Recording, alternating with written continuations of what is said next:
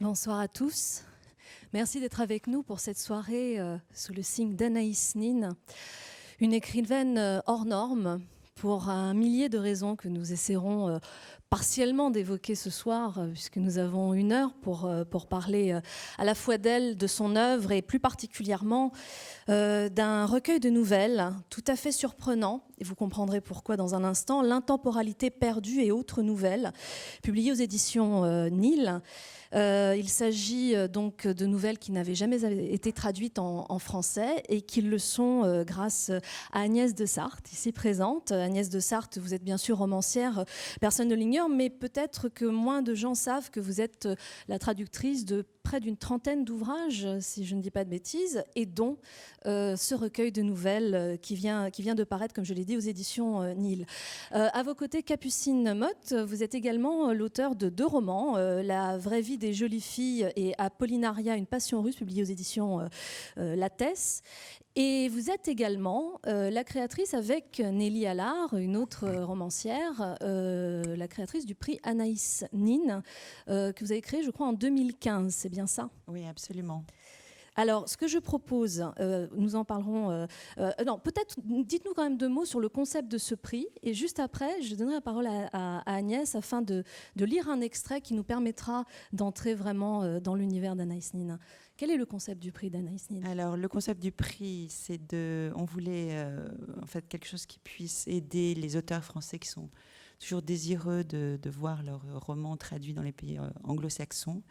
Et comme elle était le symbole elle était totalement polyglotte et elle écrivait indifféremment en anglais et en français, et qu'on adorait Nelly Allard et moi toute l'œuvre d'Anaïs Nin, on a donc créé ce prix et qui consiste en fait on donne une certaine somme assez conséquente à un traducteur pour traduire l'œuvre, et ça motive en fait les maisons d'édition anglo-saxonnes pour acheter les droits, et donc que les livres soient traduits soit en Angleterre, soit aux États-Unis, soit, enfin, une fois qu'ils sont traduits, ils peuvent être achetés par tous les pays anglo-saxons, parce qu'évidemment, le coût de la traduction, c'est un des obstacles au fait que les romans français ne sont pas toujours achetés en Angleterre et aux États-Unis. Voilà. Merci. Alors, Agnès, je propose que vous nous lisiez un extrait de la toute première nouvelle, L'intemporalité perdue. Bonsoir. Juste un mot avant de commencer cette lecture. Je voudrais dire pourquoi j'ai choisi de commencer par là. Parce que c'est comme ça que j'ai rencontré moi-même ce texte et qu'il m'a séduit. Enfin, ça a été une sorte de petit coup de foudre. Et avant même d'avoir lu la suite, j'ai appelé l'éditrice Claire de Serrault qui me proposait cette traduction pour lui dire, avant même d'avoir lu le reste du recueil, oui, je veux le faire. Et c'était comme un coup de foudre. Donc je ne vais pas vous lire la nouvelle en entier, mais je vais lire le début, que je trouve très drôle en plus. Ça s'appelle L'intemporalité perdue, ça donne son nom au recueil. Et voici que revenait la sempiternelle invitation à la sempiternelle fête avec les sempiternels invités, avec son sempiternel mari. Pourquoi était-ce forcément des amis du grand écrivain Alain Roussel, plutôt qu'Alain Roussel en personne qui les conviait pour le week-end ? Et en plus, il pleuvait. La première chose que dit Mrs. Farinol fut « Il n'est pas tombé une goutte ici de tout l'été. Quel dommage que le mauvais temps se déclare aujourd'hui. Vous allez avoir beaucoup de mal à imaginer combien cet endroit peut être ravissant. » « Oh, mais si, je l'imagine parfaitement, » répondit-elle en appréciant les collines environnantes, les pins, la mer, très classiquement cadrés pour créer un recoin douillet et abrité du vent. Et soudain, elle se figura une immense rafale emportant tout sur son passage, et Mrs. Farinol commenterait « Je suis désolée que notre maison se soit envolée, car je ne vais pas pouvoir vous retenir à dormir. Je vais devoir appeler le charpentier. Il faut qu'il intervienne immédiatement. » C'est alors qu'Alain Roussel, passant par là en quête de matériaux, une épuisette à crabe sur l'épaule, ferait son apparition. La voyant sur la route, il dirait « Accepteriez-vous de m'accompagner ? Nous pourrions passer le week-end sur un vieux bateau de pêche échoué sur la plage. C'est un lieu grandiose. » Il emploierait un autre mot, un mot plus approprié que grandiose, mais sur le moment, elle ne put en trouver aucun. Son mari répondrait « Attendez un instant, il faut que j'aille chercher son imperméable, elle a une tendance à la névrite. » « Voici la maison de Roussel, » déclara Mrs. Farinol. « Il a peint son portail en bleu turquoise et il tournera vite au gris à cause de l'air marin. » « Avez-vous lu tous ces livres demanda-t-elle. Nous comptons bien le faire petit à petit, dit Mr. Farinol. Savez-vous qu'il a écrit les 3 derniers ici même ? Et tout cela pendant qu'il réparait sa maison, précisa Mrs. Farinol. Je ne comprends pas comment il fait. Sans compter que son cuisinier était malade. La maison était sans dessus-dessous, ajouta Mr. Farinol. Il a écrit un papier tout à fait extraordinaire dans un magazine, dit-elle. C'est un homme tout à fait extraordinaire, marqua Mrs. Farinol. Mr. Farinol, savez-vous qu'il a réparé lui-même sa voiture alors que le mécano était incapable de comprendre l'origine de la panne ? Et voici notre maison, annonça Mrs. Farinol. Henri, montre-lui la glycine entêtée. Ils s'arrêtèrent sur le seuil face à la porte d'entrée. Voyez-vous cette glycine ? C'est une plante entêtée. Pas moyen de la faire pousser ailleurs que sur la gauche de la porte pendant 2 ans. Et puis, j'ai fini par y arriver, la guider vers la droite pour qu'elle vienne encadrer la porte comme je le voulais. Durant ce bref récit, Mrs. Farinol étincelait de fierté. « C'est tout, Henry, si merveilleusement tenace. Pensez-vous, demanda-t-elle, que moi aussi, il pourrait me rediriger vers la droite ? J'adorerais pouvoir pousser vers la droite et encadrer la porte, mais cela paraît impossible. » Mrs. Farinol éclata de rire. « Oh, vous avez du sang irlandais, n'est-ce pas ? » ?»« Non, pourquoi ? » ?»« Chaque fois que Henri dit quelque chose de drôle, nous lançons « Vous avez du sang irlandais, n'est-ce pas ?» C'est vrai. Et il répond systématiquement « Et une goutte de sang écossais en plus. » Voilà, dit Mrs. Farinol. Maintenant, vous connaissez nos petites plaisanteries. Alors, je passe un petit peu. Et puis, tout était tellement plus facile depuis qu'elle connaît... Alors, oui. Elle voit il se trouve qu'elle voit, elle, puisqu'on l'appelle elle, on ne connaît pas son nom, elle voit un bateau qui est dans le jardin, c'est une barque retournée. En Normandie, on appelle ça une caloge, et ça sert de chambre d'amis quand il y a des gens de passage. Et elle l'a vu dans le jardin, et elle a demandé ce que c'était, et Mrs. Farinol lui a dit qu'ils y avaient même mis un petit lit. Tout était tellement plus facile depuis qu'elle connaissait l'existence du bateau. Tellement plus facile de sauter d'un sujet à l'autre en prenant toujours soin de ne pas montrer trop de chaleur. Il y avait le bateau, là-bas, dans le jardin, au bout d'un étroit sentier. Le bateau avec sa petite entrée tordue, ses petites fenêtres, son toit pointu, son odeur âcre de goudron. Ce même vieux bateau qui avait vogué si loin, à présent échoué dans un jardin silencieux et sombre. L'atmosphère dans la bibliothèque des Farinol était au rire. Il ne fallait pas qu'elle s'arrête de rire. Son mari avait dit « Les Farinol ont un sens de l'humour irrésistible ». Et il n'y avait rien à faire à cela. C'était l'heure d'aller au lit.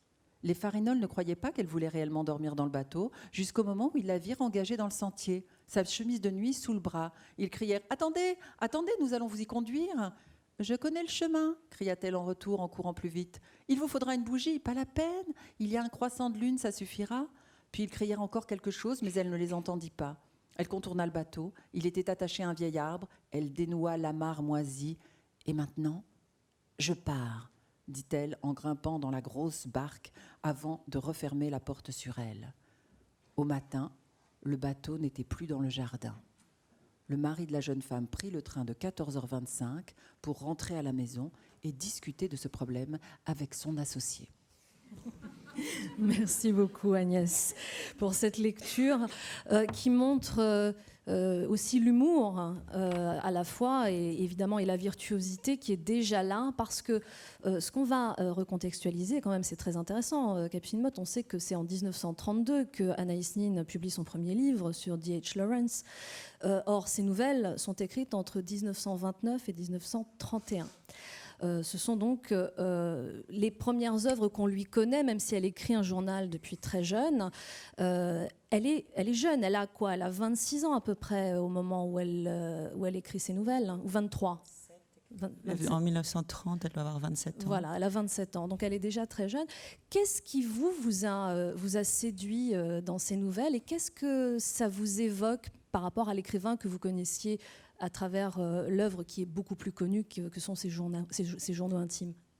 Mais je crois qu'on en a un peu discuté pour dire qu'en fait, tout est là déjà. Tout est, elle a une sorte de préscience de tout ce qui va faire son œuvre, notamment par exemple cette nouvelle pour commencer par là, c'est la dissociation qu'elle éprouve entre la vie fidèle avec un mari, la vie entre guillemets bourgeoise, et l'espèce de second degré de distance qu'elle prend par rapport à cette vie-là. Et toute sa vie, elle va rester mariée, en fait. On imagine que l'homme dont elle parle est le mari qu'elle a à l'époque, qui s'appelle Guiller. Elle s'est mariée en 1923. Elle donc s'est ça fait déjà mariée quelques années depuis qu'elle est quelques mariée. années. Et elle va rester mariée avec lui toute sa vie, même si elle se remarie à un moment sans avoir divorcé. Donc à un moment, elle sera vraiment bigame. Mais bon, enfin, mais en tout cas, en tout cas, il y a déjà cette sorte de, elle est déjà double. Elle se sent, on voit bien qu'elle rejette cette vie et en même temps ça l'amuse. Et alors il y a une suite évidemment à ce bateau, mais je vais vous laisser reprendre la parole.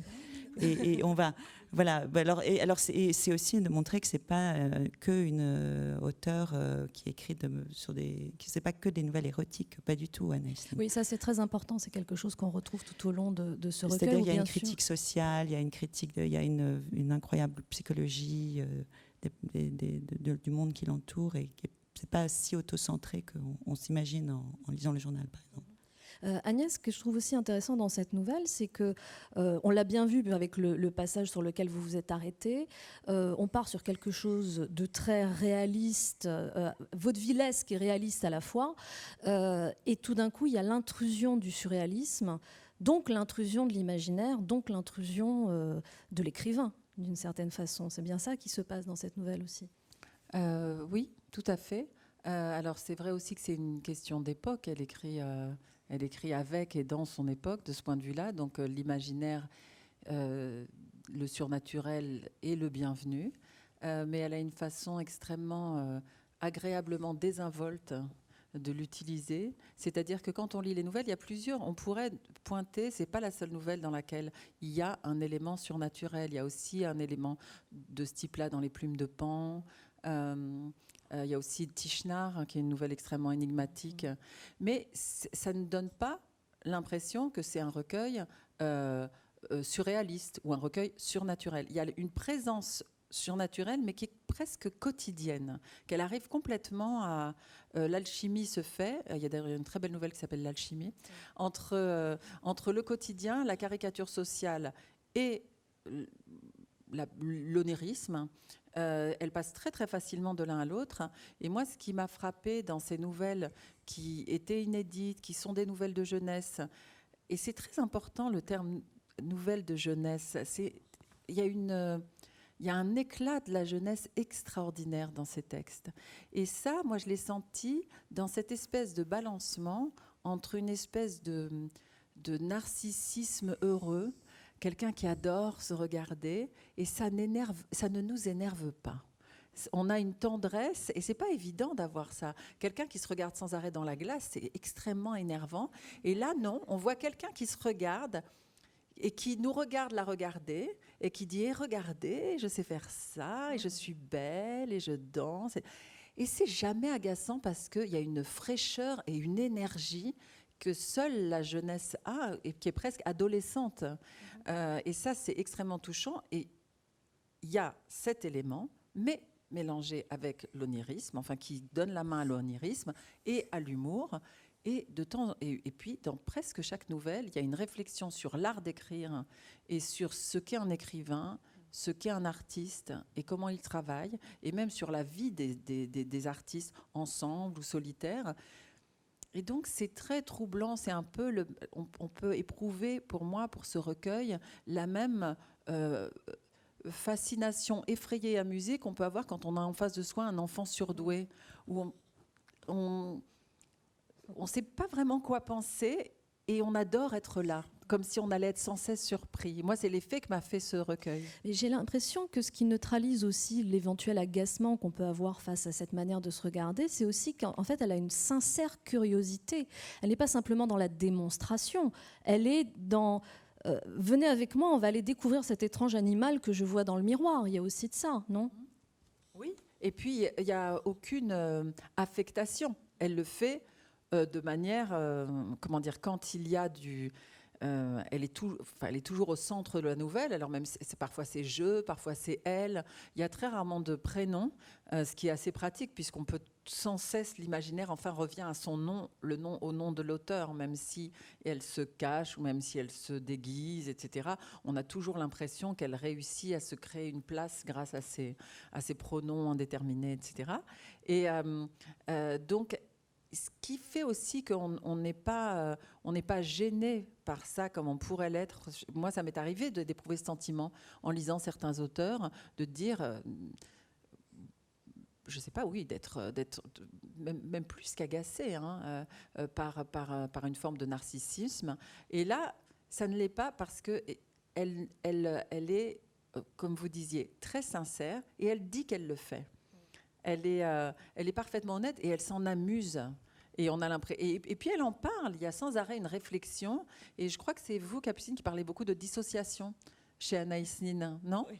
C'est un thème qui m'est cher de manière générale. Mais c'est un terme qui est intéressant. Moi, je trouve que ce serait, pardon, je prends votre place, mais tout à coup, je me dis, tiens, mais ce terme de Capucine... Je veux bien développer sur la dissociation, mais parce que c'est vraiment quelque chose qui m'est cher. Non, par contre, en revanche, j'allais rebondir plutôt sur ce narcissisme. Moi, ce que je trouve totalement fascinant dans toute l'œuvre d'Anaïs Nin, c'est que le narcissisme rejoint l'universel en permanence. Et que, justement, ce je nous parle tout le temps. Et ça, c'est la différence avec d'autres auteurs. Et je pense que tout simplement, c'est le talent. Enfin, je ne sais pas comment le qualifier autrement. C'est-à-dire que vous lisez son journal et vous êtes emporté par son narcissisme. Et elle vous parle comme... Et vous avez l'impression qu'elle parle au monde entier. D'ailleurs, elle est quand même aussi connue pour ses aphorismes. Donc, il y a une forme de génie universel, de psychologie universelle. Mais voilà, donc c'est complètement personnel et complètement universel. Mais c'est ça qui est très intéressant, c'est qu'en fait, ce qu'on retrouve, vous disiez tout à l'heure qu'on la limite souvent aux écrits érotiques, alors que finalement, elle est dans une quête beaucoup plus universelle que simplement l'érotisme, bien que cette quête, qui est en réalité une quête de liberté, passe aussi par l'érotisme et peut-être surtout parce que c'est l'époque qui veut ça. Et peut-être qu'on pourrait développer ça, cette question d'émancipation d'Anaïs Nin qui va beaucoup passer par le corps, mais c'est peut-être l'époque aussi qui l'oblige à passer par ça pour s'émanciper d'une certaine façon. L'époque, c'est-à-dire, pardon, son époque. Oui, c'était puritain. Enfin, on cachait tout, mais les gens en faisaient ni plus ni moins que maintenant, à mon avis. Ça a toujours été comme ça. Simplement, elle a pris la plume. Déjà, c'était assez osé. Elle savait pas si elle serait publiée. Bon, elle a fait un journal expurgé. Ensuite, elle l'a republié non expurgé. Enfin, il y a tout un aller-retour avec l'érotisme dans son journal. Puis ses nouvelles érotiques, etc.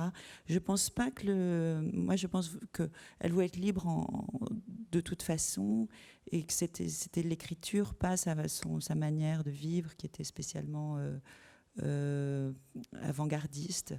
Et en fait, je relisais, elle a vraiment cherché à être publiée assez vite et les éditeurs voulaient pas. Et c'est finalement quand, dans les années 60, je crois, il y a un éditeur qui a dit oui, mais quand même, ce qui est intéressant, c'est la rencontre avec Henry Miller, avec June et tout ça. Et ça a commencé comme ça. Et donc, c'était plutôt le côté un peu name-dropping. Voilà. Et puis, elle a publié une version expurgée, parce qu'il y avait la censure, en revanche. Et puis après, tout à la fin de sa vie, elle a pu publier des versions non expurgées. Mais je ne sais pas si c'était une vraie volonté de choquer à l'époque... C'est plus une quête d'identité. C'était une quête d'identité, ça passait par sa... Oui, mais c'est toujours dans le désir de l'autre aussi, parce que c'était toujours pour vérifier qu'elle existait en miroir par rapport à des hommes.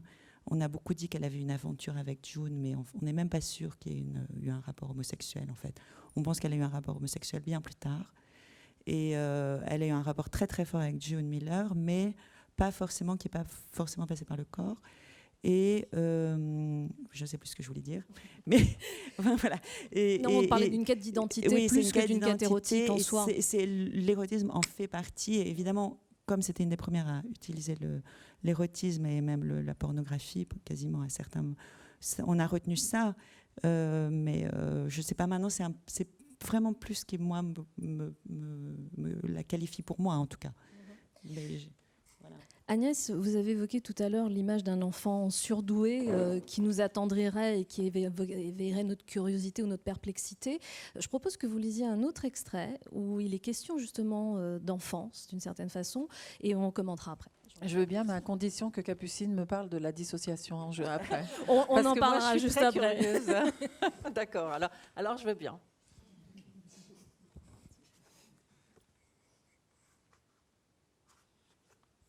Alors, c'est le début d'une nouvelle qui s'intitule « La chanson dans le jardin ». Elle découvrit qu'il y avait quelque chose de peu commun chez elle quand elle cessa de s'occuper de ses poupées comme de bébés, de leur faire prendre l'air dans des landaux, de leur mettre des couches et de leur parler d'une voix condescendante. Un beau jour, elle les déclara hommes et femmes adultes. Et leurs actions scandalisèrent sa famille lorsque divers de ses membres se rendirent compte que les poupées étaient des parodies inconscientes d'eux-mêmes. Mais plus tard, elle arrêta complètement de faire semblant de manier leur corps sans vie et sans expression et se mit à jouer à d'autres choses. Et là, vous pensez qu'il va y avoir un passage pornographique ou érotique, mais en fait, non. Pour commencer, il y eut elle-même. Elle découvrit qu'elle constituait à elle seule un spectacle assez varié. Dévisager les autres, leur poser des questions personnelles était inutile. Elle ne recevait pas de réponses, ou alors des réponses qui étaient remises à une date lointaine, reportées à un âge où elle pourrait comprendre. Quant à dévisager les gens, cela ne lui apportait rien d'autre que de se faire exiler des pièces où il se passait vraiment quelque chose. Elle se résolut donc à s'observer elle-même comme un insecte. Elle découvrit, pour commencer, qu'elle pleurait quand sa mère chantait. C'était une sensation particulièrement délicieuse qui remuait tout l'intérieur de son corps, enflait, la débordait, puis mourait lentement, jusqu'à lui procurer une douce paix. C'était un sentiment merveilleux. Le goût des larmes ne ressemblait à rien qu'elle eût connu. Puis, elle chercha à savoir si cela arrivait à d'autres filles de son âge. Elle avait une camarade de classe au visage boudeur à qui elle posa la question. « Non, dit la fillette, elle n'avait jamais entendu parler d'une ânerie pareille. On pleurait si on se faisait battre par un professeur, si on se blessait le genou, si on était privé de goûter par ses parents en colère, ou si votre brute de frère écrasait la tête de votre poupée préférée sous les roues de son train électrique, comme l'avait fait son propre frère, pour vérifier que son train pouvait vraiment écraser des gens. Ou peut-être, hasarda la camarade, que ta mère a une voix effrayante. Mon père, il a une voix qui fait peur. » Cette confrontation la conduisit à mener une enquête plus générale. Ainsi apprit-elle qu'un sentiment n'est jamais universel et que ce que Dora ressentait quand elle souffrait de maux d'oreille et ce qu'avait éprouvé Mathilda en découvrant qu'on lui avait volé sa tirelire était complètement différent. Quant au goût des larmes, il n'était en rien comparable à celui du chocolat. Alors, ce qui est magnifique dans ce texte, c'est que c'est tout ce qu'on a évoqué tout à l'heure, c'est-à-dire l'écrivain qui observe l'enfant qu'elle a été, en l'occurrence, qui s'observe lui-même, mais on est dans la découverte de l'individualité. En fait, c'est ça qu'elle découvre. Parce que justement, vous avez plaisanté en disant il n'y a pas de passage érotique, effectivement. Et alors oui, il y a de la sensualité, forcément, mais surtout, elle découvre son unicité. Et il y a l'unicité et puis aussi quelque chose qui est un motif que j'ai très rarement trouvé en littérature et qui est l'émotion, le commentaire sur l'émotion esthétique chez un enfant. La naissance de la sensibilité artistique. Et ce n'est pas la seule nouvelle dans laquelle il est question de ça. Il y a plusieurs passages où on a un enfant, qui en général est la narratrice ou le personnage principal, qui essaye d'épingler cette sensation tellement étrange qui est proche du bonheur, mais dans laquelle il y a de la mélancolie et aussi de la surprise, de l'étonnement, du choc, et un pleur. Et en fait, ce que c'est l'accès à l'art, à l'émotion esthétique. Et ça, c'est quelque chose qui est un motif, en tout cas dans les textes sur l'enfance, je trouve que c'est rarissime. Et ça, c'est magnifique. Et peut-être c'est le moment de parler de la dissociation. Alors, exprimez-vous, Capucine. Je suis totalement d'accord, je n'y ai pas pensé. Et je vais botter en touche jusqu'à la fin. Non, mais c'est vrai, c'est extraordinaire en fait, parce qu'on est tous ceux qui ont essayé d'écrire, peut-être qu'il y a un sentiment qu'on éprouve très jeune d'être différent. Elle est différente de ses petites camarades qui sont moins sensibles, moins à fleur de peau. Et ça, quand on est un enfant, c'est très difficile d'être à fleur de peau comme ça. Et c'était probablement d'ailleurs une enfant pas si joyeuse. Elle a réussi à avoir une vie assez heureuse et de pas sombrer dans la mélancolie, mais elle a quand même eu... son père est parti quand elle était très jeune. Elle a été baladée d'un pays à un autre. Elle a été malade très longtemps. Elle vivait à Arcachon, je crois, parce qu'elle a été, elle a une infection qui a très mal tourné. Enfin, donc ça a été une enfant qui a été clouée au lit. J'imagine qu'elle en a profité pour lire à ce moment-là. Enfin, donc ça explique aussi après la genèse de ce qui s'est passé après. Mais c'est vrai que c'est inouï d'avoir réussi à écrire, de se souvenir. Enfin, encore une fois, là, c'est très personnel. Et moi, personnellement, ça me rappelle des choses que j'ai sans vécu, j'aurais jamais réussi à écrire. Et ça, c'est la magie de la littérature, c'est d'être replongé dans des sensations d'enfance ou qu'on a connues et dont on ne se souvenait plus. Et j'ajoute juste une chose, c'est que moi, ce qui m'a surprise, c'est que alors que ce sont ses premières nouvelles publiées, alors on imagine qu'elle a commencé à écrire bien plus jeune, etc., mais enfin, c'est quand même des nouvelles assez précoces. Elle s'observe de loin. C'est moi qui vais parler de la dissociation, je crois. Et alors qu'elle n'a que 27 ans. Disons que non, mais elle a que 27 ans et elle est déjà dans une rétrospective de comment je suis devenue écrivain alors qu'elle est en train de devenir écrivain. Et ça, c'est quelque chose qui est aussi, qui pour moi, en tant que lectrice et traductrice, a été une immense surprise. C'est d'avoir un contenu théorique et spéculatif et rétrospectif chez une personne si jeune. Et c'est présent dans plusieurs nouvelles. Et on a l'impression, parfois on a l'impression que c'est des micro-mémoires. Mais comment écrire ces mémoires alors qu'on vient de commencer ? On vient de commencer à vivre. Peut-être grâce à la dissociation. C'est une vocation. Elle a quand même été portée toute sa vie. Bon, il y a des courants contraires qui sont justement le symptôme de la dissociation. Mais elle avait quand même une foi en elle-même. Ça, c'est sûr qu'elle avait confiance en elle. Elle a eu confiance en son intelligence, en sa beauté, en son énergie, parce que quand vous comptez le nombre de pages qu'elle a de son journal, je crois qu'il y a plus de 35 000 pages. Plus de 35 000 pages, et la vie extrêmement riche qu'elle a eue avec tous ses amants, ses maris, comment est-ce qu'elle arrivait à écrire. C'est inouï même en termes de je ne sais pas comment elle a fait quoi, physiquement. Donc c'était une femme menue qui a eu beaucoup d'énergie et qui a...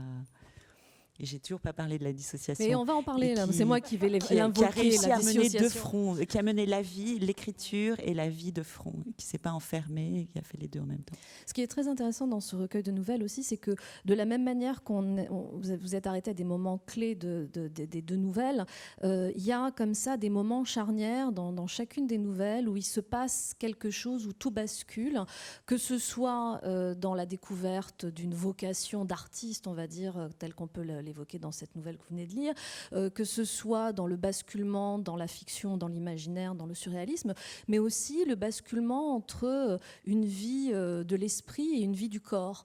On va le trouver notamment dans Sol glissant, qui est la dernière nouvelle, où c'est une jeune danseuse qui va se découvrir et qui va à la fois découvrir le pouvoir de son corps alors qu'elle pensait que tout passait par l'intellect, mais on va le découvrir aussi, alors je ne voudrais pas dire de bêtises sur le titre, mais Fiancée par l'esprit, où il est question d'un couple platonique d'une certaine manière. Elle est peut-être aussi là, la dissociation, c'est qu'on a affaire à un écrivain qui se rend compte qu'elle a passé toute une partie de sa vie à refuser le corps, à passer par l'intellect, et finalement il y a tout un coup une planète qui se présente à elle, qui est celle de la sensualité, non ? Ou peut-être qu'elle a commencé par la sensualité parce qu'elle a commencé assez vite à tromper son mari. Et en fait, finalement, toutes ces nouvelles qu'elle décrit, c'est quand elle tombe enfin sur l'homme dont elle rêve, qui n'est pas son mari, qui est dans le Fiancé par l'esprit, qui est un vrai créateur, qui est l'homme qu'elle espérait, elle se rend compte qu'elle est à la fois, elle a très envie de vivre une passion pour lui, de se mettre à son service, d'être dévouée, de se disparaître par amour pour lui, de se donner corps et âme. Et elle-même dit, mais moi j'ai une œuvre à faire, et comment je vais réussir à concilier les deux ? Comment est-ce que je vais arriver à être la grande amoureuse que je rêve d'être ? Et comment est-ce que je vais en même temps pouvoir exister comme artiste ? et tout simplement être seule. Il y a tout un passage sur la solitude où elle dit être artiste, c'est être seule. Il Et n'existe c'est là qu'une la seule façon de dissociation. s'accomplir dans l'art et elle est solitaire, dit-elle. L'art était un assouvissement, donc un assouvissement en soi. Et en même temps, ce qu'on découvre dans cette nouvelle, qui est, moi, à titre personnel, une de mes préférées, c'est qu'elle découvre ça, mais elle va aussi découvrir que parfois ce que son désir d'art est aussi antinomique avec le désir de l'homme que l'homme peut avoir pour elle. C'est-à-dire qu'une femme puissante, tout d'un coup, a l'air moins désirable. Je cite pour m'expliquer, l'homme en question lui dit: un homme t'a-t-il déjà dit qu'il voulait te détruire? Eh bien moi j'ai ce désir. Alors plus loin il dit: à présent je ne peux plus te toucher, il y a un voile entre nous. C'est-à-dire qu'il ne supporte pas l'idée qu'elle comble son intellect parce que ça met un paravent entre leurs corps d'une certaine manière. C'est une découverte qui est absolument tragique finalement, de se dire qu'on ne peut pas à la fois être un être pensant et un être désirable. C'est peut-être la libido de cet homme, elle a dû le vivre, je pense, qui s'est retrouvé impuissant face à la puissance incroyable qu'elle avait. C'était plus une petite chose face au rapport classique homme-femme d'un rapport sexuel normal. Il s'est retrouvé tout à coup bluffé et coupé le physique lui a échappé et elle s'est rendue compte de ça, de ce pouvoir énorme. Finalement, lui couper l'herbe sous le pied pour tout ce qui était Enfin, c'est ce rapport à l'homme, soit elle est soumise, soit elle soumet, et c'est très difficile d'arriver à concilier les deux. Et elle a eu le même problème avec Henry Miller plus tard. Oui, qu'elle ne connaît pas au moment où elle a écrit. C'est une sorte de prémonition d'Henry Miller, ce personnage. Oui, d'ailleurs, c'est drôle, on a l'impression qu'il y a plein de prémonitions dans ce livre. Oui, Parfois, on a l'impression, on se dit, ah bah tiens, la connexion se fait avec tel moment de sa vie. En fait, elle n'a pas encore vécu ce moment-là. C'est presque comme si le livre allait les provoquer d'une certaine façon. Agnès, par rapport justement à cette nouvelle-là, Les fiancés par l'esprit, vous, qu'est-ce que ça vous a évoqué? Moi, j'ai exprimé ma propre interprétation, qui était cette idée voilà, justement de dissociation entre le corps et l'esprit et ce que ça peut faire au rapport homme-femme. Vous, qu'est-ce que ça vous évoque? Moi, ce qui m'a étonnée dans cette nouvelle, qui est, en fait, c'est vraiment l'histoire d'une rencontre entre deux artistes et qui n'arrivent pas à être amants. C'est à peu près ça. Moi, ce qui m'a étonnée, c'est l'excessive formulation de tout. C'est-à-dire que ce sont deux personnages qui parlent énormément et de manière exhaustive de ce qu'ils ressentent. Et ça, c'est encore une fois, quand je dis que tout à l'heure, je disais le motif de l'enfant et du choc esthétique, c'est quelque chose de rare. Et là, l'explicitation exhaustive de l'impossibilité de devenir amant comme thème d'une conversation entre deux personnes, c'est quelque chose que je n'avais jamais vu. Alors, ça m'a beaucoup intéressée et c'était pas évident à traduire d'ailleurs, parce qu'il faut garder une sorte de vraisemblable du dialogue, alors qu'on a l'impression que ça ne peut être que des voix intérieures qui disent des choses pareilles, du genre « tu dois te soumettre et je vais te détruire », etc. Mais face à face, comme ça, et ce qui fait qu'on échappe, pour moi, complètement à ce qui pourrait être le piège dans lequel tomberait une nouvelle telle que celle-là, qui serait finalement mettre en scène des archétypes et dénoncer l'homme artiste qui préfère sortir avec une ravissante idiote. Bon, ça pourrait être une caricature, une critique sociale, etc. Mais là où elle va au-delà, c'est qu'elle pousse au maximum ces personnages dans leur retranchement et qu'elle les fait s'exprimer sur l'inexprimable et avec vraisemblance. Et ça c'est ça, moi, qui m'a frappée dans cette nouvelle. D'ailleurs, je vais citer cet homme encore une fois. Comment pourrais-tu être entièrement à moi si tu conserves dans ton esprit un monde bien à toi auquel tu ne renonceras jamais? comment pourrais-tu aimer mon œuvre si tu aimes aussi ton œuvre? Mais c'est clair. c'est ce qui n'est jamais dit et qui est sous-entendu, mais qui est aussi, mais en même temps aussi le drame un peu. Enfin, je me permets de me mettre un peu à sa place, de me dire que c'est peut-être aussi le drame d'Anaïs Nin dans sa vie, c'est justement cette confrontation avec des hommes qui la voient comme une espèce de monstre au sens mythologique du terme. Elle est à la fois très désirable et très belle, mais comme si elle interprétait déjà à 27 ans ce que sera son avenir et son rapport aux hommes. Sauf que paradoxalement, il y en a beaucoup, elle a été très aimée et très longtemps.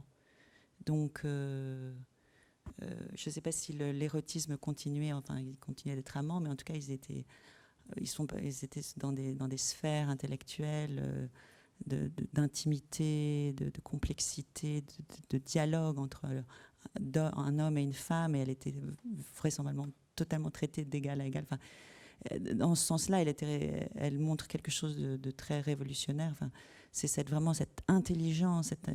C'est une digne descendante des femmes qui tenaient des salons, de Madame du Deffand, de Julie Lespinasse, qui formaient des esprits, enfin, qui étaient aussi... c'est vraiment une intellectuelle, quoi. Et donc... et ils l'ont probablement aimée et respectée jusqu'à la fin de sa vie et soutenue pour ça. Donc... je ne sais pas si c'est un drame. Elle n'a pas vécu. Enfin, comment dire, ce qu'elle n'arrivait pas à faire, c'était de les aimer autant qu'elle voulait et de produire son œuvre. Mais ses rapports avec eux, avec tous ces hommes, elle les aimait. Enfin, elle était aimée par eux, je pense. Peut-être qu'une autre chose qu'on retrouve dans ce livre, c'est l'importance égale, pour faire suite à ce que vous dites, de la vie intérieure et de la vie charnelle. Ce que découvrent beaucoup les personnages, notamment à travers la danse, dans certaines nouvelles. La danse revient 2-3 reprises dans les nouvelles. C'est qu'il est possible à la fois d'avoir une vie intérieure très forte et à la fois une vie charnelle extrêmement forte. C'est aussi ça qu'elle revendique, n'est-ce pas, Agnès? Qu'est-ce que vous en pensez? Je ne sais pas si elle le revendique, mais en tout cas, c'est très présent dans les nouvelles. Et là encore, ça fait partie des motifs qui, moi, m'ont énormément séduite et pour lesquels aussi j'ai eu beaucoup de plaisir à la traduire. C'est que la danse, ça fait partie des choses dont il est extrêmement difficile de parler. D'écrire un mouvement, d'écrire un rythme, d'écrire le corps en mouvement, d'écrire l'épuisement du corps, d'écrire l'énergie que ça produit, le rapport avec le public, etc. C'est quelque chose qui est rarement... C'est parfois fait, mais c'est rarement bien fait. Et là, elle arrive, elle parvient... Alors, il y a surtout 2 nouvelles dans lesquelles la danse est très présente, et c'est les 2 fois du flamenco, enfin, ou des danses, en tout cas, apparentées. Ou des danses andalouses. Il y a le sentiment, ce titre qui est assez rigolo, je trouve, moi, le sentiment de cigane. Et puis il y a Sol glissant. Dans les 2, on voit des danseuses. Et c'est très... je pense qu'une des choses qui lui permet d'atteindre à la vérité de la danse, c'est aussi tout ce qui est pragmatique dans la danse.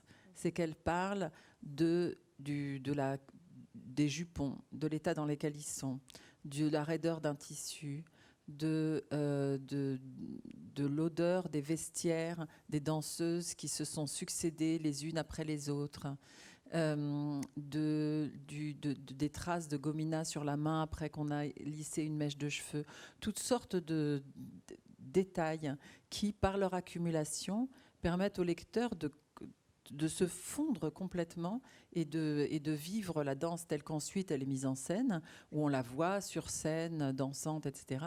Mais c'est par cette accumulation de détails matériels et la précision de son trait à chaque fois. Et là aussi, il y a quelque chose de l'ordre de l'épuisement. Elle épuise son sujet. Et c'est ça aussi qui fait sa force, parce qu'elle ne nous épuise pas du tout en le faisant. Au contraire, elle nous emmène irrésistiblement, je dirais. Est-ce qu'il y a une difficulté particulière à Anaïs Nin dans la traduction? Est-ce que vous avez rencontré une difficulté de langage ou d'expression, en faisant suite à ce que vous venez de dire, justement, cet épuisement et cette précision?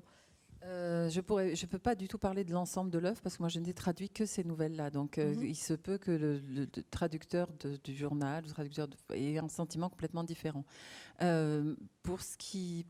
Pour moi, ça a été une rencontre heureuse. C'est-à-dire que j'avais l'impression, comme ça arrive parfois, mais on ne peut pas le prévoir, que le texte est absolument limpide et qui s'offre. Alors ça ne veut pas dire qu'il n'y a rien de difficile, hein, mais que les énigmes trouvent leur solution dans le texte lui-même ou dans la suite du texte. Et puis il y a le fait qu'elle soit tellement cohérente dans son écriture, hein, que quand elle nous emmène dans une promenade, ou par exemple, je ne sais pas si vous voyez cette nouvelle qui s'appelle La peur de Nice.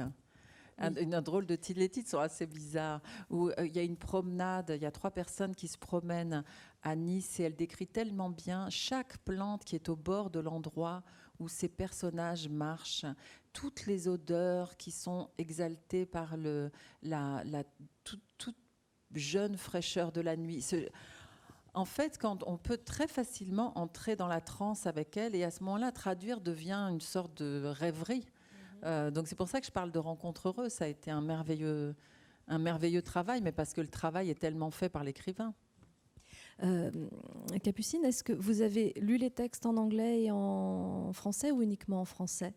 Les nouvelles en français. Mais vous avez lu déjà des textes ? Non, j'avoue, j'ai lu. Moi, je lis en anglais. En français, pardon. J'ai lu en français. J'ai lu le journal en français. Mais en fait, c'était aucune des 2 langues n'est vraiment sa langue maternelle. C'est ça qui est assez extraordinaire, d'ailleurs. C'est plutôt l'espagnol. Après, elle a écrit en français et après en anglais. Elle a d'abord écrit en français et ensuite parce que en son anglais. père lui a dit « tu es française ». Donc, elle a passé un peu de temps en France. Il lui a dit « tu es une petite française, n'oublie pas le français ». Donc, elle écrivait en français et c'est après, plus tard, qu'elle a écrit en anglais.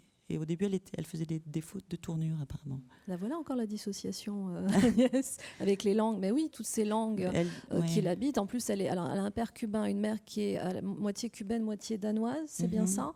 Elle va vivre, évidemment, en France, mais aussi à New York, à Barcelone, à Los Angeles, où elle va mourir d'ailleurs, je crois, à Los Angeles en 1977. Donc elle a une vie faite de tiroirs, en fait. Elle a une vie plurielle, en même temps que d'identité et de moments charnières de sa vie où elle se transforme un peu comme un papillon. Oui. Non, oui, c'est vrai. Je ne sais plus qui disait qu'à chaque fois qu'on parle une nouvelle langue, on est une autre personne. Parce que l'inconscient et le langage, ou l'inverse, je ne sais plus. Mais enfin, bon, bref, ça crée un autre inconscient et ça crée une autre personnalité. Dans ces nouvelles, je me suis dit que ça paraissait aussi cohérent qu'elle se soit intéressée plus tard, enfin je crois que c'est plus tard, à la psychanalyse. Il y a aussi beaucoup de questionnements comme ça qui pourraient être des questionnements évoqués de manière plus pragmatique, on va dire, sur un divan finalement. On est dans cette quête de son monde intérieur, de son fonctionnement, sous couvert d'humour, sous couvert de fiction, d'imaginaire. Il y a presque une analyse finalement de sa personnalité, un peu comme si elle écrivait sur quelqu'un d'autre qu'elle-même. Il y a une introspection, ça c'est certain, et une introspection exhibée. Ne serait-ce que dans le début de la nouvelle que j'ai lue tout à l'heure, on le voit, elle décide de se prendre comme objet d'observation. Donc ça, c'est de toute façon très présent. Après, dans l'analyse des... Alors, c'est vrai qu'il peut y avoir puisque vous parlez de psychanalyse, il peut y avoir dans certaines nouvelles des motifs presque qui pourraient sembler à un lecteur de maintenant, donc il ne faut pas trop faire de rétro-lecture, je ne sais pas si ça s'appelle comme ça, des motifs presque, comment on pourrait dire, trop évidents. Comme par exemple dans Sol glissant, cette jeune femme qui se met à la danse parce que en fait, elle se destinait plutôt à être une intellectuelle, un rat de bibliothèque. Et en fait, elle s'est mise à la danse parce que sa mère a quitté son père pour l'amour. Et elle était comédienne. Et donc la fille de cette femme, qui a beaucoup souffert du départ de sa mère, décide d'être danseuse. Et quand ses partenaires de danse lui disent « Mais alors, tu ne tombes pas amoureuse, tu devrais te laisser embarquer par tout ça », et elle dit « Non, je le fais justement pour résister. Moi, j'attendrai l'amour, je ne ferai pas comme ma mère, je ne partirai pas sur des coups de tête, mais je le fais dans l'effort. Ce serait facile pour moi de résister à la tentation si justement je restais enfermée dans la bibliothèque, mais je vais être sur scène, je vais faire ce que faisait ma mère, mais différemment. » Donc là, on a un triangle oedipien assez... je ne sais pas s'il est isocèle, rectangle ou quoi, mais enfin, il est assez présent, on va dire. Et là encore, là où ça pourrait, d'une part, c'est des choses, des fonctionnements qui sont beaucoup moins exposés, galvaudés, rebattus qu'ils l'ont été depuis. En 1930, c'est pas si, ça saute pas aux yeux de la même manière. Et puis aussi, ça, c'est encore une fois, elle a, par rapport à ça, une forme de regard. Qui n'est jamais un regard docte, mais désagréablement docte. Il n'y a aucune leçon, il n'y a aucune...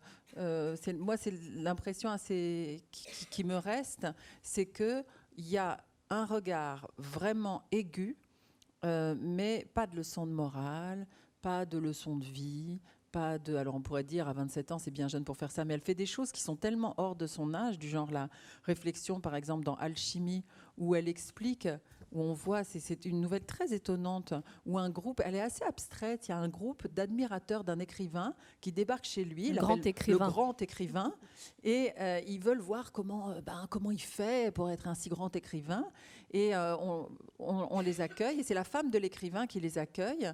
Et elle lui dit « Non, mais c'est pas la peine que vous le rencontriez, il sera pas content de vous voir, de toute façon, il va être désagréable. »« Ah, mais pourtant, il a l'air si agréable. »« Non, c'est pas la peine. Mais on voudrait bien savoir comment il fait pour créer tel personnage. » Elle dit « Ah ben, c'est moi. Parce qu'en fait, moi, je suis timide, petite et peureuse. Et donc, c'est comme ça qu'il a créé le personnage d'Antonia, qui est exubérante, bavarde et intrépide. » Ah bon, mais vous êtes tout le contraire. Oui, mais c'est ce qui lui a permis de créer le personnage, etc. Et elle explique à quel point, et là ça reprenait, je raccourcis, donc ça caricature un peu, mais c'est toute la nouvelle, on voit ce que c'est que le laboratoire d'un écrivain. Et pour reprendre une expression d'un autre auteur qui est Flannery O'Connor, elle disait « Mon cerveau est comme une moulinette, rien de ce qui entre ressemble à ce qui en sort. » Et c'est assez terre-à-terre comme façon de parler de la littérature, mais c'est très juste. Et il y a chez Anaïs Nin une tentative, encore une fois, de circonscrire et d'expliquer voilà comment ça se passe dans le laboratoire de l'écrivain. D'ailleurs, je ne résiste pas, il y a un passage incroyable. Un des visiteurs lui dit « Et que dire de son amour des enfants absolument bouleversant? Comment s'est-il ancré en lui ? Nous avons un caniche blanc, dit l'épouse. C'est le petit être le plus adorable, le plus affectueux, le plus incorrigible que l'on puisse imaginer. » Alors ça, c'est vraiment très drôle, mais en même temps, c'est très vrai, non, Agnès? D'une certaine manière, c'est très vrai. C'est ce que vous venez de dire avec Flannery O'Connor. Magnifiquement décrit. C'est parfait. C'est exactement pour la description de ce qui se passe dans la tête des écrivains. Voilà, c'est très bien mis en scène. Capucine, pour la lectrice que vous êtes des journaux intimes d'Anaïs Nin, est-ce que la lecture finalement de ces nouvelles vous a apporté des clés ou juste des confirmations, ou est-ce que vous avez découvert de nouvelles choses à travers ces nouvelles? Alors, j'ai découvert des nouvelles choses, oui, mais je pense que Agnès l'a magnifiquement expliqué. C'est vraiment la prémonition. Elle devine quelque part tous les thèmes qu'elle va aborder. Et d'une certaine manière, c'est presque même mieux parce qu'elle a le recul de la fiction, qui est quand même un tout petit peu plus immodeste. Enfin, c'est pas elle fait jamais de lecture, mais c'est vrai que il y a quand même d'autres personnages. Elle se donne un peu de mal. Il y a toute l'ambiance, l'odeur, les odeurs, les décors, etc. Donc, non, j'ai vraiment adoré ce recueil. C'est totalement complémentaire. C'est vraiment, c'est très très intéressant. Elles sont pas toutes du niveau égal, mais il y en a vraiment des extraordinaires. Et vous en avez une préférée? J'aime beaucoup la première, qui est vraiment formidable. L'intemporalité perdue est magnifique. et celle où, avec l'artiste qui veut la briser. J'ai oublié. Fiancée par l'esprit. Voilà, Fiancée par l'esprit. Évoqué Ça m'a vraiment beaucoup interpellée. Je ne sais pas, vous en avez préféré aussi Enfin, je conseille vraiment à tout le monde de le lire parce que c'est une bonne manière de rentrer dans l'œuvre d'Anaïs Nin, parce que les journaux peuvent être un peu déroutants. L'autre manière d'aborder Anaïs Nin, c'est de prendre son journal à n'importe quelle page. Vous ouvrez, vous lisez 2 pages et c'est une sorte de bouffée d'air frais, de liberté de penser. C'est quelque chose de très revigorant pratiquement. Mais si je ne m'abuse, elle a commencé à écrire très petite sous la forme d'une lettre à son père, c'est bien ça ou je me trompe? Je crois que c'est son père qui lui avait offert un cahier en lui disant écrit, et elle a commencé à 11 ans, je crois, son journal. Oui. Mais bon, je ne suis pas sûre que les premières années ne sont pas... Ça, mais 27 ans, vous dites c'est très jeune, c'est pas si jeune, c'est bien. Non, c'est jeune pour un écrivain. C'est jeune pour un écrivain, oui. Puis c'est très abouti pour 27 ans. Oui, pour avoir une telle maturité dans la réflexion, dans le regard qu'elle porte. Mais elle avait déjà pas mal beaucoup... Enfin, il y a des journaux d'enfance, mais bon. Juste peut-être évoquer une dernière nouvelle qui sont les plumes de Pan. Qui, moi, m'ont un peu fait penser à Oscar Wilde, au conte d'Oscar Wilde, parce qu'il y a quelque chose d'un peu cruel quand même, et en même temps d'extrêmement lucide. Donc les plumes de Pan d'une femme, une chanteuse à qui on va offrir les plumes d'un pan qui est apparu un soir alors qu'elle chantait. Je vais faire très rapide, on lui offre ses plumes, mais sauf qu'on dit que ses plumes portent malheur, elle les met quand même dans son vase, et en fait elle va s'en servir comme prétexte pour justifier ces bêtises, on va dire, ou ces erreurs, ou ces malheurs en tout cas. Il y a quelque chose d'Oscar Wilde un petit peu dans ça, non ? Oui, là encore, c'est une façon de faire intervenir le surnaturel, parce qu'on n'est jamais sûr, et c'est pas décidé pour moi dans la nouvelle, si c'est parce qu'elle a gardé les plumes de Pan qui lui arrivent toutes les catastrophes qui lui arrivent, ou si elle garde, et elle le dit, je garde les plumes de Pan, comme ça dès qu'il m'arrive, dès que ça se passe mal, je peux dire, ah mais c'est à cause des plumes de Pan. Et ça c'est très joli parce qu'on reste, c'est pas décidé. Ce qui est très cruel, c'est que c'est mais comme souvent, une forme de blessure infligée à soi-même. C'est-à-dire que la malédiction n'est pas venue d'ailleurs. C'est-à-dire qu'on ne peut pas dire... D'ailleurs, c'est assez frappant parce que ce pan, on le voit avant que les plumes soient offertes. On entend la chanteuse et pendant qu'elle chante, il y a un pan qui marche comme font les pans, comme ça, en se dandinant. Et on le voit écouter la chanteuse. Et puis après, bon, il est mort puisqu'on lui a offert ses plumes.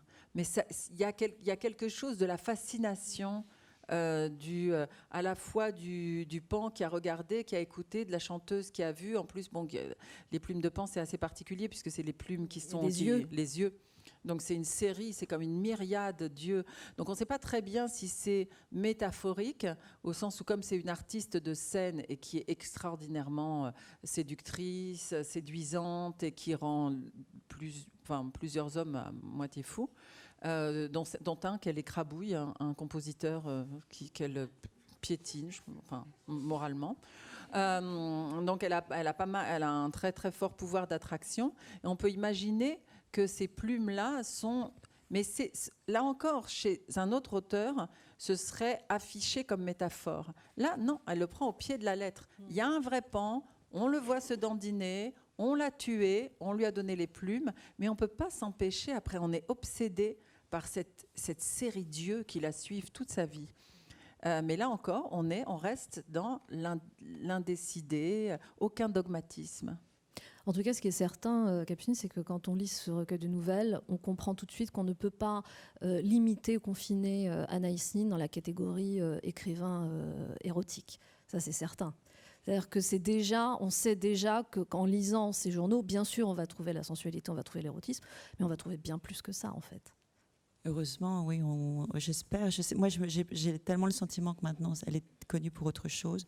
Ça me déçoit toujours quand on me parle tout de suite d'érotisme, quand on me parle d'Anaïs Nin, mais bon, on ne peut pas tous être passionnés par Anaïs Nin. Mais oui, d'abord, il y a plein d'aphorismes fantastiques. Le monde n'est pas comme il est, mais comme on le voit. Il y a beaucoup de choses sur la liberté, sur l'amour, qui n'ont rien d'érotique. Et puis tout ce travail sur l'inconscient, en fait, c'est vrai qu'elle a suivi le mouvement des surréalistes qui se sont beaucoup intéressés à la psychanalyse. Elle-même a été psychanalysée, mais à cette époque-là, elle ne l'avait pas été. Et au fond, c'est vraiment incroyable comme elle a... C'est vraiment quelque chose... Tout ça, vous le décortiquez magnifiquement. C'est inouï tout ce qui pourrait être utilisé par les psychanalystes comme symbolique pour expliquer de métaphores. C'est vraiment... on sent qu'elle est très, très, très proche. Les idées sont dans l'air, donc elle est déjà très, très proche de la psychanalyse qu'elle va faire après. Elle n'a pas encore commencé, mais on sent qu'elle tourne autour de cette obsession qu'aura à son époque pour la psychanalyse après. Et un peu comme les rêves de Dali dans ce film d'Hitchcock, dont là le titre ne me revient pas, mais il y a quelque chose de ces rêves étranges voilà. Mis en scène par Dali. Elle baigne dans l'obsession de l'inconscient et des images, du rêve, tout ce que vous avez décrit, la rêverie, la transe, l'accès à l'inconscient, l'accès à son fantasme. Agnès, je propose, puisqu'on a évoqué la danse tout à l'heure, et vous expliquez à quel point elle était vraiment aussi dans le tactile, dans le détail, qu'elle va au bout de la démarche, que vous nous lisiez un extrait d'une nouvelle où justement il est question de cela, et je crois que c'est Sol glissant.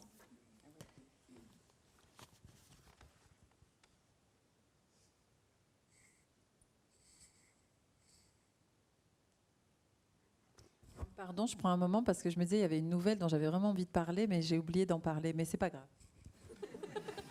Et voilà. C'est laquelle? C'est peut-être celle que vous préférerez.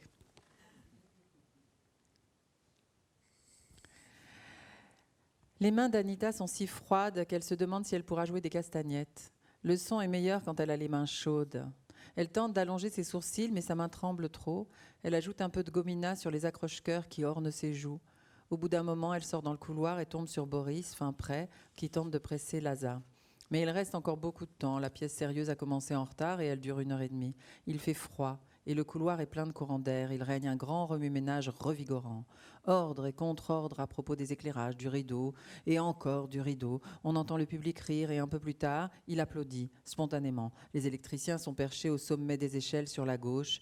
Il y a des tapis roulés et du mobilier appartenant à d'autres décors repoussés dans tous les coins. Il n'y a nulle part où s'asseoir et toutes sortes d'objets sur lesquels on risque de trébucher. Il y a des crises de nervosité, des retards et quelques erreurs, mais quelqu'un finit toujours par dire sur un ton rassurant « Tout va bien ». Le public ne s'en rendra pas compte. Anita se demande quelles sont les autres choses qui échapperont au public. Il est temps pour les danseurs d'entrer en scène. Laza lisse du plat de la main un des volants rebelles de la jupe d'Anita. Les projecteurs orange et jaune sont tous allumés. Anita et Boris dansent ensemble. La simple vue du costume orange et noir et de la cape de Boris richement brodée a arraché un petit « oh » de plaisir à la foule. La danse est vive et colorée. Anita se sent emportée par un désir énorme et fantastique de danser merveilleusement pour cette vaste, sombre et immobile somme d'attente tapie devant elle. Une nouvelle personnalité prend son essor en elle, un nouveau moi, doué d'une énergie double et d'un double enthousiasme. Une nouvelle femme, audacieuse et pleine d'assurance, vient de naître. Boris réagit aussitôt et danse avec une vigueur et un brio équivalents. Les applaudissements la surprennent presque. Le numéro devrait se poursuivre, mais le public désire bisser cette danse. Depuis l'obscurité monte une vague d'enthousiasme. Elle se sent alors sûre d'elle, légère, expressive. Elle doit refaire son solo de fin. Le rideau tombe, elle a très chaud, elle est hors d'haleine. Si on ne vous a pas donné envie de lire ces nouvelles, alors moi je ne sais pas ce qu'il faut qu'on fasse. Je les trouve absolument magnifiques, je les réentends. Et juste vous donner quelques titres parce qu'on voit aussi là toute l'inventivité d'Anaïs Nin. Donc on a dit évidemment l'intemporalité perdue, la chanson dans le jardin, la peur de Nice, le sentiment tzigane, le russe qui ne croyait pas au miracle et pourquoi, la danse qui ne pouvait pas être dansée, un parfum dangereux, les roses rouges, fiancées par l'esprit, alchimie, Tischnar, l'idéaliste, les plumes de pan, fidélité, une fête gâchée, un sol glissant par laquelle on termine. Merci Marie-Madeleine, c'était un parfum dangereux. Donc vous la lirez. Merci infiniment Capucine Motte pour votre intervention. Merci à vous Agnès et aussi pour cette très très belle traduction que je vous invite vivement à lire. L'intemporalité perdue et autres nouvelles, c'est aux éditions Nil. Merci à vous tous.